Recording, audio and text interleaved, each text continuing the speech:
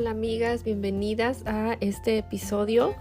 Hoy terminaremos de estudiar los últimos versículos del capítulo 13 del Evangelio según Juan y empezaremos con los primeros 6 versículos del capítulo 14. Durante el estudio de este capítulo ya vimos que Jesús les lavó los pies a sus discípulos, estudiamos el significado de esto y el ejemplo de humildad que el Señor nos dejó para seguir. En el episodio anterior también analizamos que el Señor predijo la traición de Judas y hoy veremos a qué se refiere Jesús cuando les dice a sus discípulos acerca de la glorificación del Padre y del Hijo, en lo que estaba a punto de suceder. También estudiaremos a lo que Jesús se refiere cuando les dice que les deja un nuevo mandamiento y por último veremos también la negación de Pedro. ¿Están listas? Acompáñenme a leer del capítulo 13, versículo 31 al capítulo 14, versículo 6.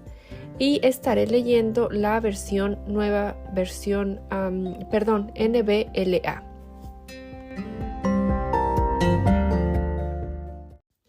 Entonces, cuando salió, Jesús dijo: Ahora es glorificado el Hijo del Hombre, y Dios es glorificado en él.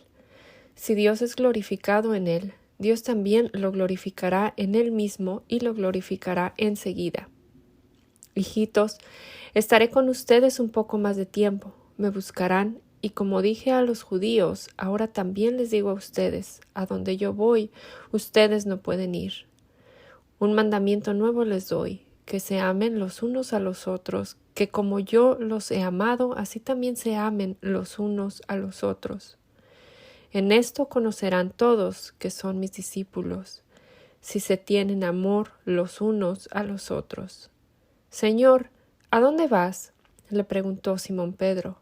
Jesús respondió: A donde yo voy, tú no me puedes seguir ahora, pero me seguirás después. Pedro le dijo: Señor, ¿por qué no te puedo seguir ahora mismo? Yo daré mi vida por ti. Jesús le respondió: ¿Tu vida darás por mí? En verdad te digo que no cantará el gallo sin que antes me hayas negado 3 veces. No se turbe su corazón. Crean en Dios, crean también en mí. En la casa de mi Padre hay muchas moradas. Si no fuera así, se lo hubiera dicho, porque voy a preparar un lugar para ustedes. Y si me voy y les preparo un lugar, vendré otra vez y los tomaré a donde yo estoy, para que donde yo esté, allí estén ustedes también, y conocen el camino a donde voy. Señor, si no sabemos a dónde vas, ¿cómo vamos a conocer el camino? Le dijo Tomás. Jesús le dijo: Yo soy el camino, la verdad y la vida. Nadie viene al Padre sino por mí.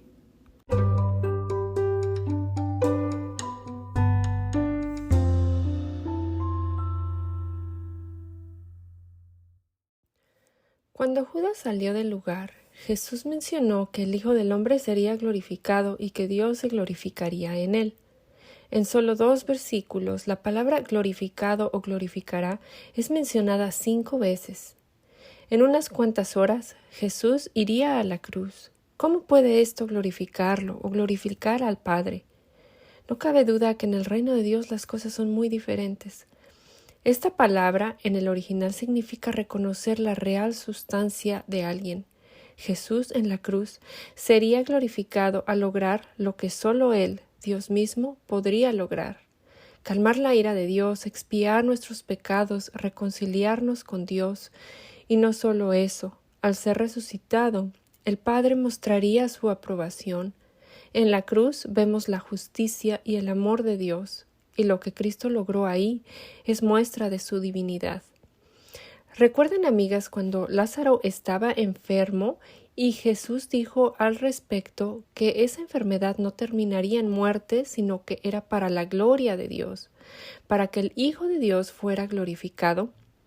Este milagro que Jesús realizó reveló quién era Jesús, el dador de vida, quien tiene poder sobre la muerte.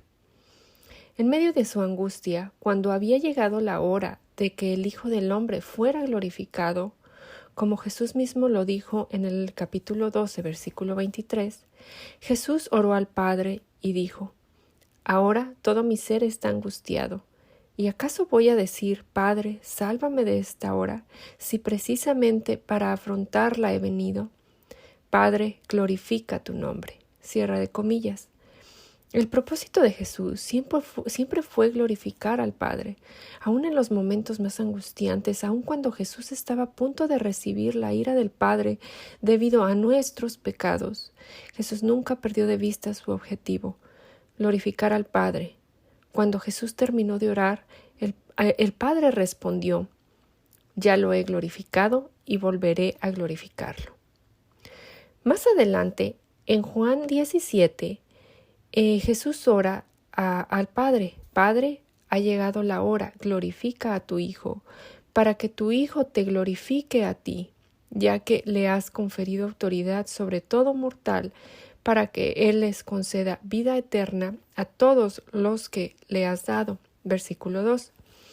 Y sigue diciendo en el versículo 4, Yo te he glorificado en la tierra y he llevado a cabo la obra que me encomendaste. Y ahora, Padre, glorifícame en tu presencia, con la gloria que tuve contigo antes de que el mundo existiera.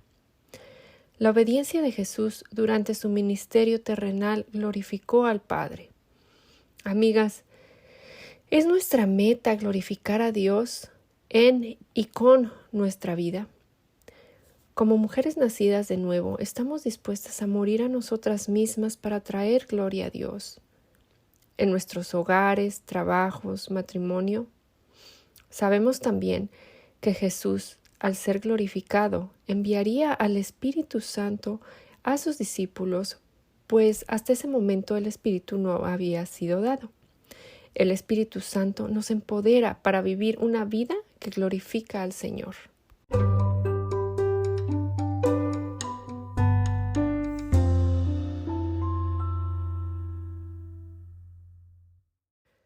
Ahora, regresando al capítulo 13, versículo 33, Jesús les dice a sus discípulos: Mis queridos hijos, poco tiempo me queda para estar con ustedes. Me buscarán, y lo que antes les dije a los judíos, ahora se los digo a ustedes. A donde yo voy, ustedes no pueden ir. Cierre de comillas.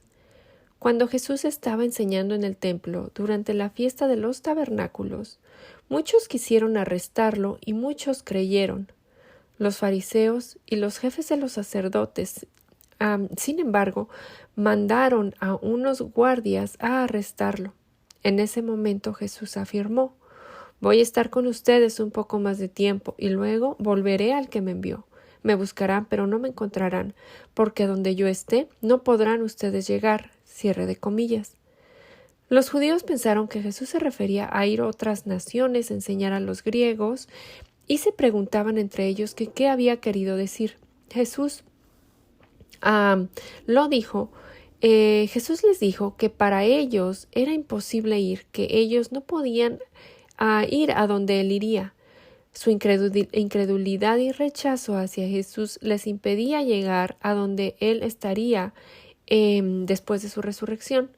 Ellos querían llegar por ellos mismos, por sus propios méritos, pero como Jesús les dijo claramente, ellos no tenían la habilidad de lograrlo por ellos mismos. Después de que los fariseos llevan a la mujer sorprendida en adulterio, y él la perdona y la discusión comienza porque ellos no creen en el testimonio de Jesús, él les dice que él se iría, que ellos lo buscarían, pero que en su pecado morirían, que a donde él iba ellos no podían ir. Aquí también vemos la falta de entendimiento de los fariseos. Ellos pensaron que Jesús se quería suicidar. Cristo hace entonces una comparación. Yo soy de arriba. Ustedes son de este mundo. Yo no soy de este mundo. Por eso les he dicho que morirán en sus pecados, pues si no creen que yo soy el que afirmo ser, en sus pecados morirán. Nadie, amigas, puede estar donde Jesús está ahora, sentado a la diestra del Padre, sin creer que Jesús es quien dice ser de acuerdo a las Escrituras. Hasta la fecha muchos creen que pueden ganarse el cielo por sus buenas obras, por donar para una organización, ayudar a los pobres, ir a la iglesia, o por no ser tan malos como otros. Pero como Jesús dijo, nadie puede. Nuestras buenas obras son como pañales sucios ante Dios. Es a partir de la posición que tenemos en Jesús al creer en Él y en su obra en la cruz, que nuestras obras cuentan, no para salvación, pero a partir de la salvación, para en algún momento poder escuchar bien hecho, siervo fiel y bueno. Ahora, en esta ocasión en la que Jesús estaba hablando exclusivamente con sus discípulos, le repitió que Él se iría y que en ese momento ellos no podían ir a donde Él iría, pero les da la maravillosa promesa de que ellos lo seguirían más tarde. Jesús amorosamente les dice que no se angustien, que confíen en Dios y en Él. Les asegura que en el lugar de su Padre hay muchas viviendas y que va a prepararles un lugar. Pero Jesús no se detiene ahí. Él les prometió que vendría para llevarlos con Él, y les dijo que ahí donde Él esté, ellos estarán. En su muerte y resurrección, Él abriría el camino para que sus discípulos fueran ciudadanos del reino y heredaran la vida eterna en la presencia de Dios. El regreso de Jesús a la gloria, lo cual incluye la cruz, la tumba, la resurrección, la ascensión, garantiza la salvación de su pueblo. Amigas, podemos recordar estas palabras de Jesús cuando estemos desanimadas. Tenemos esperanza de que estaremos donde Él está, y no solo eso, sino que incluso ahora tenemos como garantía el Espíritu de Dios. Aún ahora, si hemos creído en Cristo, sabemos que no estamos solas. Jesús mismo les dijo a sus discípulos, entristecidos por su partida, que les convenía que se fuera porque esto significaba que el Consolador sería enviado, que el Espíritu de la verdad los guiaría a toda verdad. Y esto es verdad para nosotras también, si somos nacidas de nuevo por el Espíritu. Jesús les dijo que ellos ya conocían el camino para ir a donde Él iba, a lo que Tomás respondió que no sabía a dónde iba, que cómo entonces podía conocer el camino. Jesús claramente le contestó, yo soy el camino, la verdad y la vida. Nadie llega al Padre sino por mí. Él les dijo que si ellos realmente le conocieran, conocerían también al Padre. ¿Por qué les dice esto último? Recordemos las palabras de Juan el autor. En el principio ya existía el Verbo, y el Verbo estaba con Dios, y el Verbo era Dios. Juan, capítulo 1, versículo 1.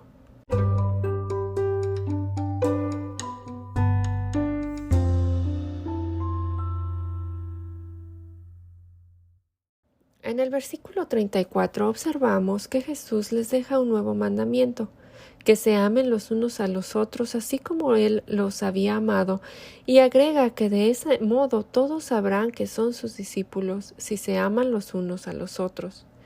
Jesús amó a los suyos hasta lo sumo, hasta el fin. Ese es el ejemplo de amor a seguir, no en que podemos hacer propiciación por el pecado de nuestros hermanos, pero el amor del que Jesús habla es un amor sacrificial. Vean la manera en que amó a los suyos. Ese amor lo llevó voluntariamente a entregar su vida. El mandamiento de amar no era nuevo. De hecho, en Levítico 19, Dios ya les había dado este mandamiento a los israelitas. No te vengarás ni guardarás rencor a los hijos de tu pueblo, sino que amarás a tu prójimo como a ti mismo. Yo soy el Señor. Cierre de comillas. Pero lo que era nuevo era el grado de amor que Jesús estaba presentando. Como sería mostrado en la cruz, el amor adquiere una nueva dimensión. Amar como Jesús amó. El mismo escritor Juan, en 1 de Juan 4, dice, amados, amémonos unos a otros, porque el amor es de Dios, y todo el que ama es nacido de Dios y conoce a Dios. El que no ama no conoce a Dios, porque Dios es amor. En esto se manifestó el amor de Dios en nosotros, en que Dios ha enviado a su Hijo unigénito al mundo para que vivamos por medio de él. En esto consiste el amor, no en que nosotros hayamos amado a Dios, sino en que Él nos amó a nosotros y envió a su Hijo como propiciación por nuestros pecados. Amados, si Dios así nos amó, también nosotros debemos amarnos unos a otros. Cierre de comillas. En Primera de Juan, hace eco de Juan 3:16. Porque tanto amó Dios al mundo, que dio a su Hijo unigénito para que todo el que cree en Él no se pierda, sino que tenga vida eterna. La razón de la cruz fue el gran amor de Dios. Porque Él es amor, no había nada amable en nosotros.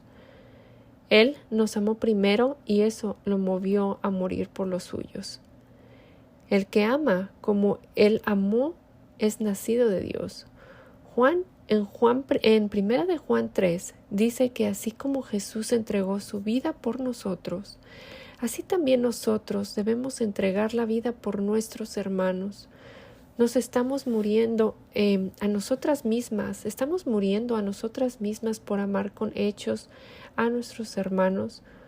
Juan continúa diciendo en Primera de Juan 3 que si alguien que posee bienes materiales ve que su hermano está pasando necesidad y que no tiene compasión de él, ¿cómo puede decir que el amor de Dios habita en él? Dice que no nos amemos de palabra ni de labios para afuera, sino con hechos y de verdad. Si alguien afirma que ama a Dios pero odia a su hermano, es un mentiroso, pues el que no ama a su hermano a quien ha visto, no puede amar a Dios a quien ha visto. Juan hace una distinción entre los hijos de Dios e hijos del diablo, y dice, así distinguimos entre los hijos de Dios y los hijos del diablo. El que no practica la justicia no es hijo de Dios, ni tampoco lo es el que no ama a su hermano. Primera de Juan 3:10. El amor que se mueve en la iglesia entre hermanos es un amor desinteresado que despierta el interés en las personas de afuera. Cuando nos ven amándonos como Dios nos amó, las personas deberían poder notar algo diferente. Un amor que no espera nada a cambio, un amor gozosamente sacrificial, un amor que los apunte a Cristo. Algo más que vemos en el capítulo 13 de Juan es la negación de Pedro. Este le pregunta a Jesús por qué no puede seguirle ahora al Señor y le asegura que daría por él hasta la vida. A esto Jesús le pregunta, ¿tú darías la vida por mí? Y continúa, de veras te aseguro que antes de que cante el gallo me negarás 3 veces. Jesús iría a la cruz por sus discípulos, aun sabiendo que éstos en algún momento lo abandonarían o que lo negarían, como sería el caso de Pedro.